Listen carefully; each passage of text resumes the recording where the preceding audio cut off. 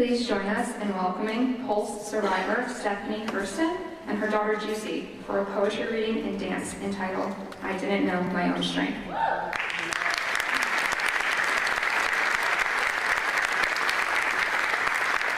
Good evening. I can strut in my shoes, or I can attempt to walk in others, but I've learned it's best we march for one another. All I wanted to do was remove those heels off my feet, locked arms with a stranger as I ran down the street. Hours later, bare feet and all, I ran to the arms of my daughters, Juicy and Kay, who to this day give me the strength even when I want to lay. They pushed me from June, July, all the way back to April to May, to remind me we can't go in the past, all we have is today. I can strut in my shoes or attempt to walk in others, but I've learned it's best that we march for one another. The very next day, I continued to teach, as dance is my outlet to reach. To reach these souls whose next generation who grow by what we preach. To our country, our state, our community, trying to divide, all I'm wanting is unity. That is why I decided to do this speech. I can strut in my shoes or attempt to walk in others, but I've learned it's best that we march for one another.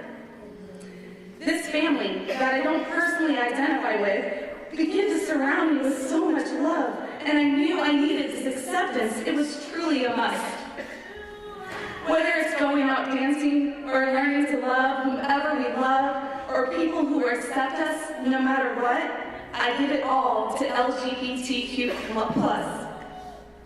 I can strut in my shoes or I can attempt to walk in others, but I've learned it's best to march for one another.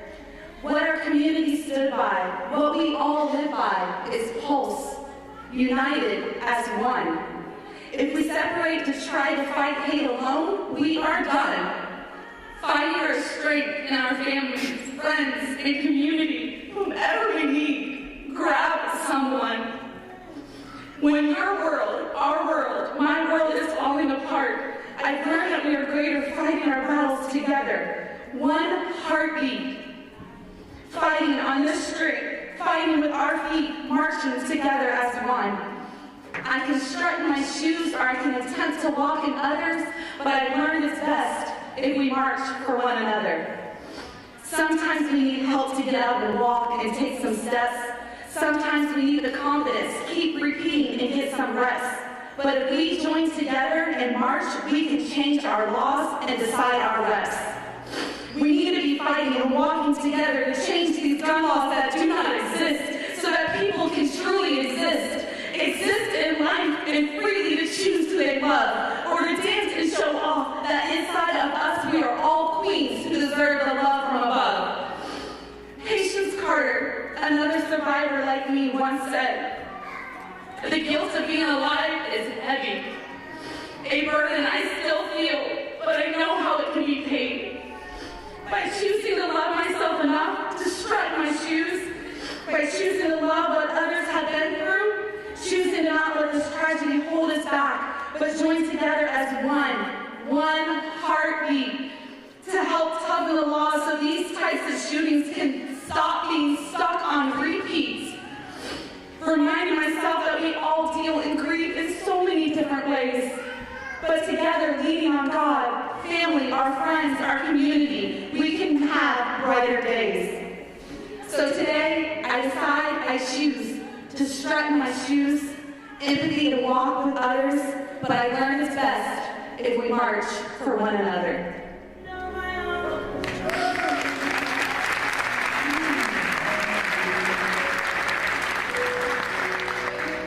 I was not built to break.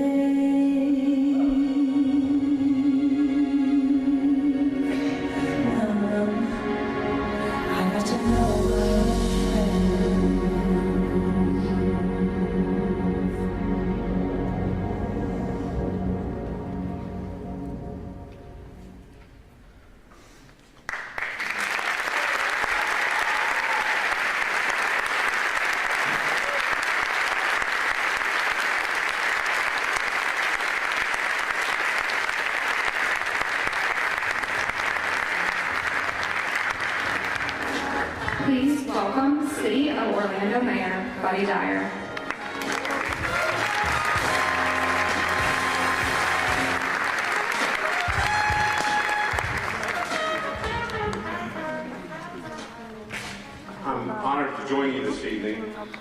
It's really so important that we continue to gather events like this to honor the 49 angels taken 7 years ago, to offer hope to the survivors and the victims' families, and to show our appreciation to Orlando's first responders and healthcare professionals that acted so bravely that night.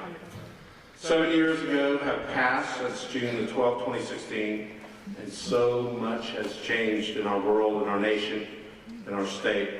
But what hasn't changed is our city's strength. That strength comes from the resilience of the survivors and the families of the 49 angels who inspired our community through their perseverance despite facing unthinkable hardships. Some have opened their own businesses, launched not-for-profit groups, advocated for LGBTQ plus inclusion, and reducing acts of gun violence nationally. Others have successfully encouraged Congress to make changes to the federal blood donation rules for gay men. But sometimes, strength is simply getting out of bed in the morning or completing daily tasks that we might take for granted. And our strength sometimes is simply telling somebody that you're not okay, that you need help. And our community is also strong because of our unity.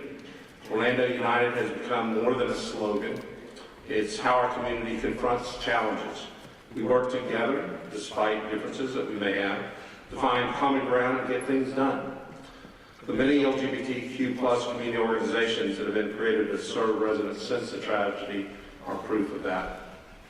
7 years ago, we showed the world strength by responding to one hateful act with countless acts of love and kindness. And we're still doing that because of our compassion and support isn't tied to one horrific act at one point in time.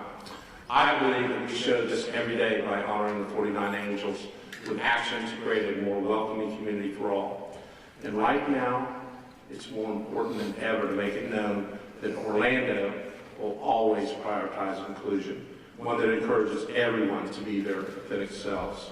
Today, the same communities that were disproportionately impacted by the Pulse tragedy, LGBTQ plus community, Latinx, immigrant, Black, and other communities of color, feel vulnerable and marginalized.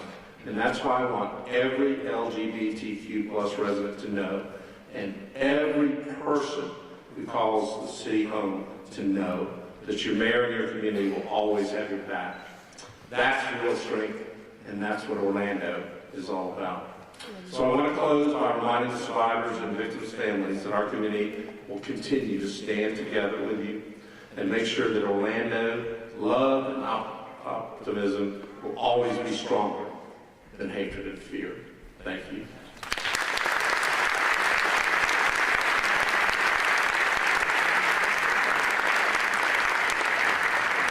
Please welcome Deborah Bowie, One Pulse Foundation Executive Director.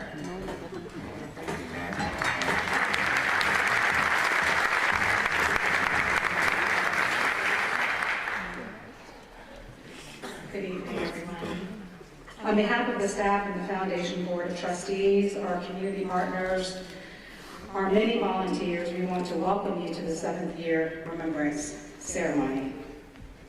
If I could pause for a moment, I just would like to take a moment to acknowledge any elected and appointed officials who are with us this evening. If you would just maybe raise your hand where you are, or stand where it's comfortable. We want to recognize you for your leadership and for being here this evening.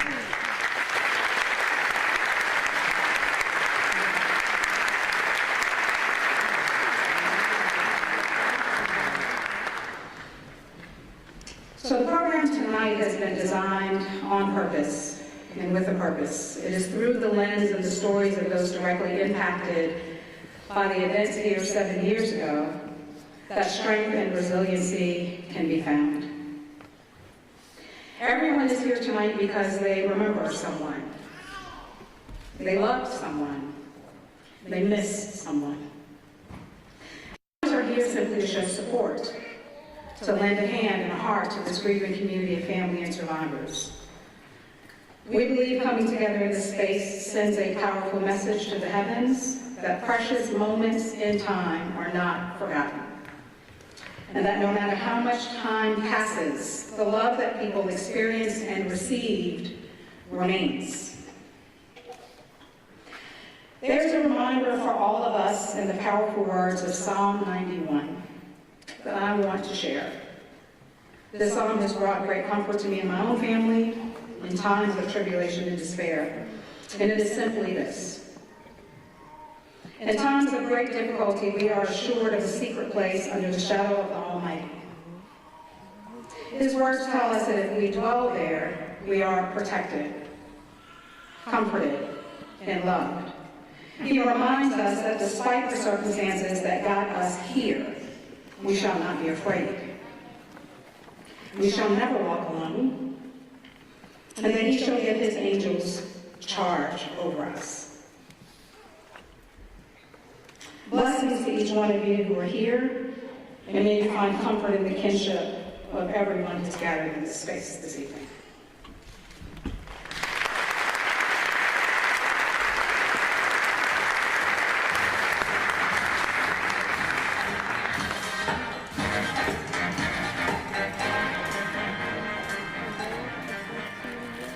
Good evening. My name is Isabella Santos, and I am a 49 Legacy Scholar in the class of 2023, and I attend the University of Central Florida. My angel designation is Shane Evan Tomlinson. Shane was a talented singer of a local cover band, and he loved sharing his passion of music with the world. It's my honor to introduce Shane's father, Steve Tomlinson, who is here to share some inspirational words with us. Please join me in welcoming Steve.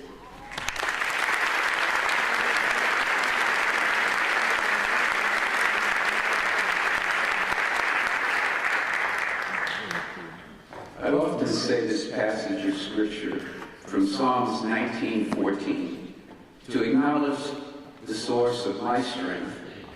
It goes like this: May the words of my mouth and the meditations of my heart be acceptable in thy sight, O Lord, my strength and my Redeemer. The theme of this year's remembrance is strength. And my strength comes from God our Father, who has faithfully guided and carried me on my journey through the valley these last 7 years. What has also given me strength are the special memories that I have of my son Shane.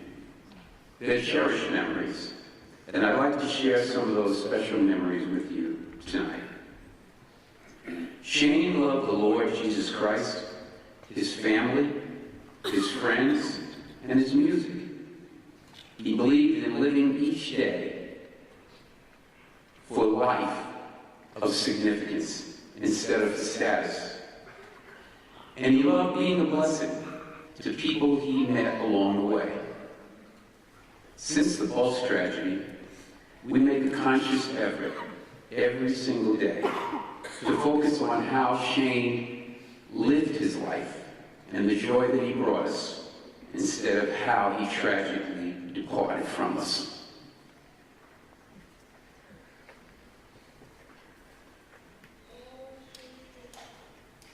Shane let his light shine bright, and whenever he walked into the room, it was like a supernova appeared.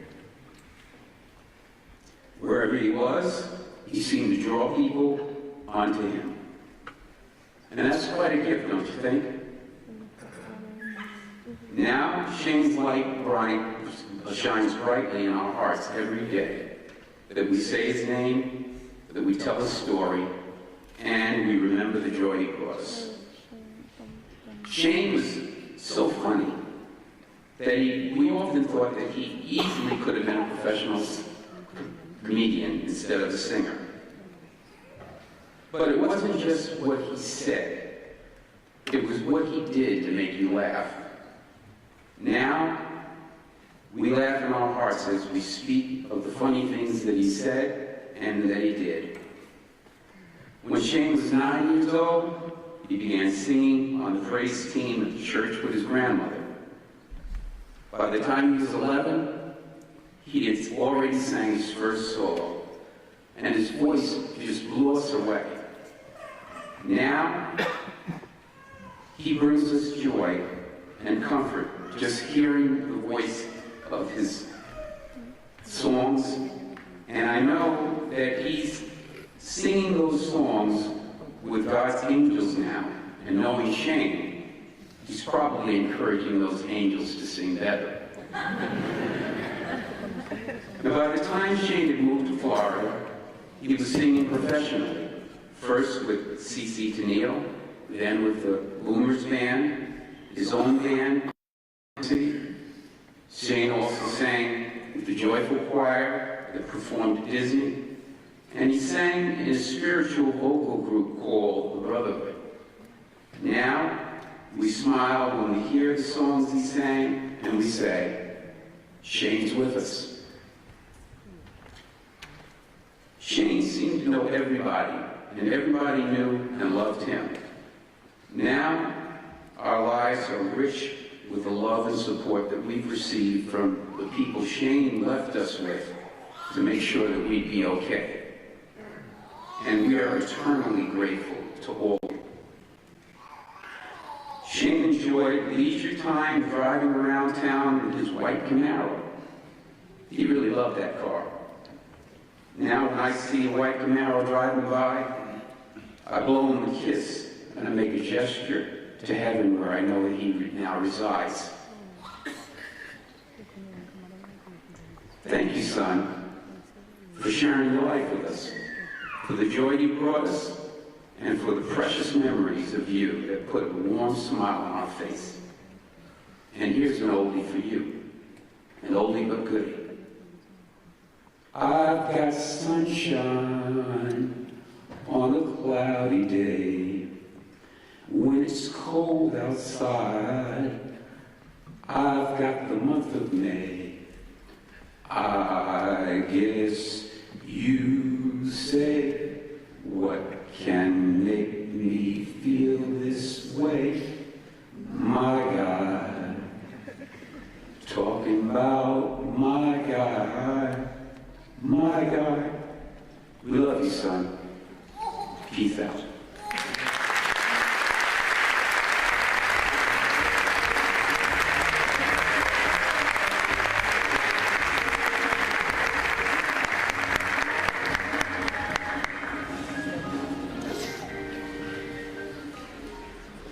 Good evening, everyone.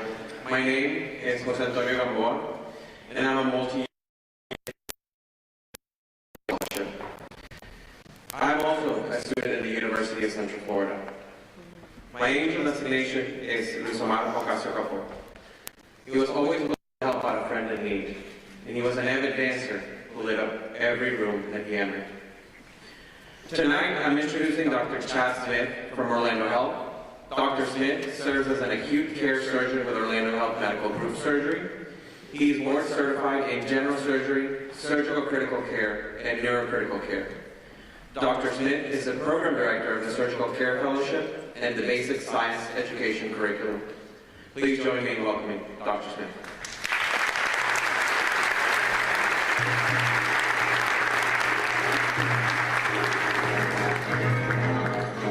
Thank you.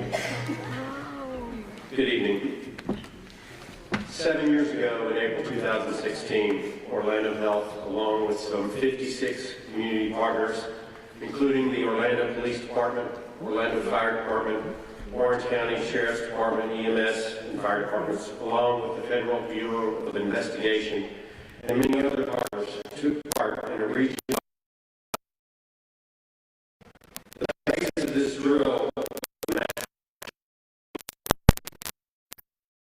expect less than 2 months later to be involved in an actual event.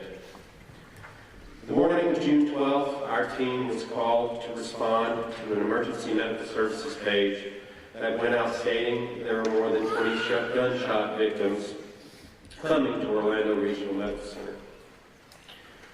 That night, our team experienced a broad spectrum of emotions: fear, doubt, anger, despair, and anxiety. But we also experienced perseverance, hope, faithfulness, bravery, and love. Our team came together to respond to the victims that were brought to our trauma center. Over the coming days to weeks and months, caring for the victims, loved ones, and each other, our entire community was changed by this event. In the 7 years ensuing since the night of June 12, 2016, Orlando Health has answered the call to help others in their mass casualty preparedness needs. There have been 343 presentations given to date across all disciplines involved in healthcare disaster preparedness. This event has changed our city and community forever, and we at Orlando Health will continue to be prepared for whatever needs come upon us. We will not let hate win. Thank you.